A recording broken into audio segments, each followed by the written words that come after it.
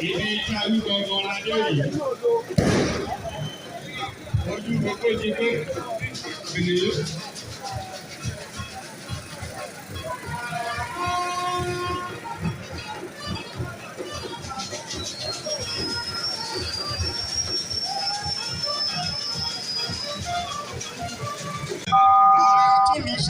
Amòfin Sùlẹ́mọ̀n Adéníyì Adéwọlé láti kí igbákejì gómìnà káàbọ̀. Ẹ jọ̀ọ́, wọ́n fẹ́ kí gbogbo wọn tẹ́tí sí ìkéde ká àsanwó fún. Ṣé rí àwọn ọmọ iléèwé ni ọmọ ìyá bí ológun lọ́jọ́ àjọ̀dún wọn? Distinguished ladies and gentlemen, I want to announce the arrival of His Excellency, the Deputy Governor of Oyo State, our father, Barrister Adebayo Lawal. Your Excellency, sir, ẹ káàbọ̀. Igbákejì gómìnà ìpínlẹ̀ Ọ̀yọ́, Amòfin Báyọ̀ Lawal. Sọ̀rọ̀ bàbá yìí máa ń dá mi lọ́rùn. Àwọn ní PG, President General, CCI, ni wọ́n wá pàdé ìwé yìí gbé káàbọ̀ sáwọn jàre. Ìjọba ọjọ́ ìwà ìṣe máa ń dá mi lọ́rùn. Mi wá, sọ̀rọ̀ ìjọba ti kú ọ̀rọ̀ ọ̀dà. Àwọn ìjọba kú mẹ́sẹ̀jì olódùmarè. Ìbàdàn pè wá. Ìbàdàn Adéwọ́sọ Family Club. Àwọn ìlú. Àwọn òkè àdáyé àdáyé àwọn ìlú. Àwọn ìpínlẹ̀ Kàwárí.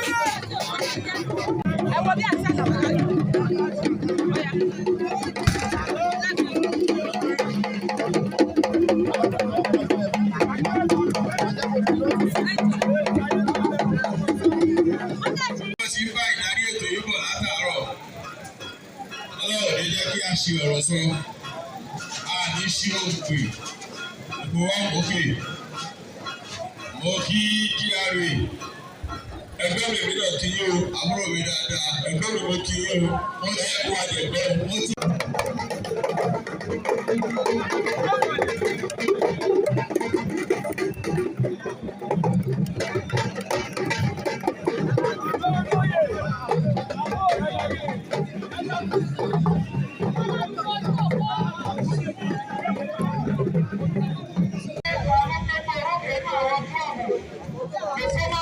service. Alhaji Tajudeen Aremo, Ọlásùnkànmí, Ẹ̀mẹ́dà, Ọba Jírò tilẹ̀ Ìbàdàn. Àwọn ni ẹgbẹ́ga tí gbogbo àwọn tí wọ́n ṣe ètò yẹn. Àwọn ẹgbẹ́ wọn rèé Chief Mrs. Àìní ní Ayọ̀. Àwọn náà wọ́n jẹ́ ọmọ ẹgbẹ́ wọn. Chief Mrs. Ọmọkọ̀ṣọ́.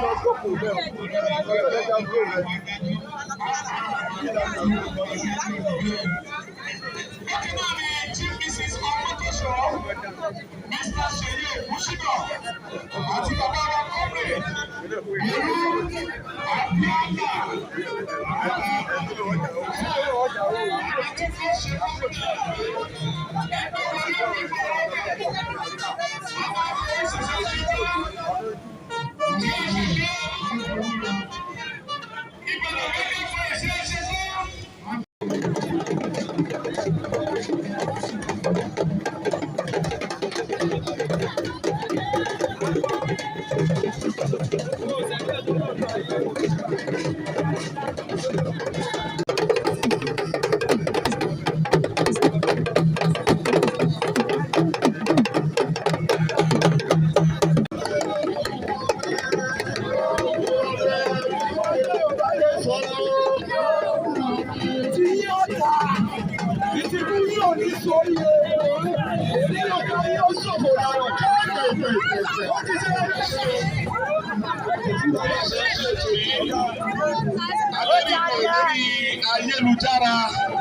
Lórí the best visual on Facebook. The best visual on Facebook. Ẹ jẹ́ ká lọ stream ẹ̀ bẹ́ẹ̀. Aláǹfààní láti rí wo bẹ́ẹ̀. Now at this point, I want to seek your indulgence. Ladies and gentlemen, our fathers and mothers.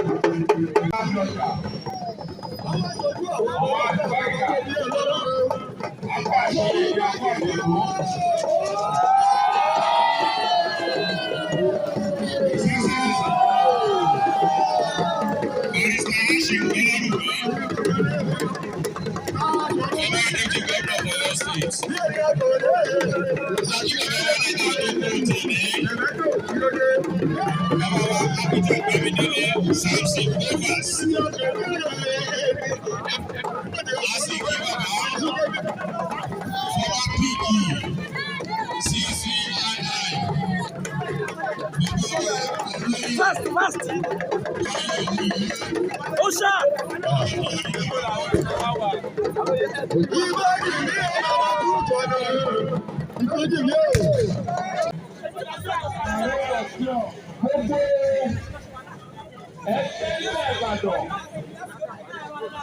Gbogbo ẹgbẹ́ nílẹ̀ Ìbàdàn tẹ́ bá lọ sí ojú ìwé kan pẹ̀lú ní ọgọ́ta page 61 ẹ̀rí gbogbo ẹgbẹ́ eléyìí tí ó ń jà parapọ̀ sí abẹ́ CCI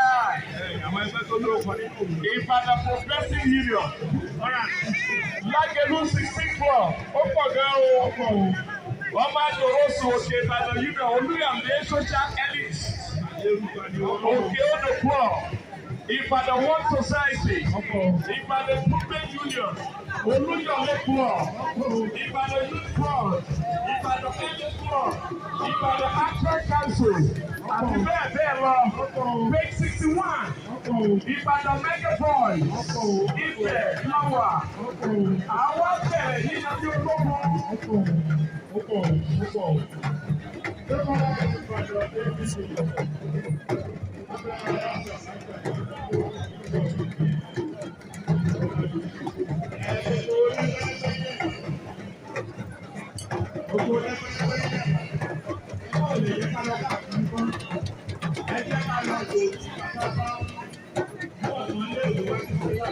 Ṣe akọ́dún ni aṣọ ọ̀pọ̀lọpọ̀ ọdún láyé àtàlàfíà.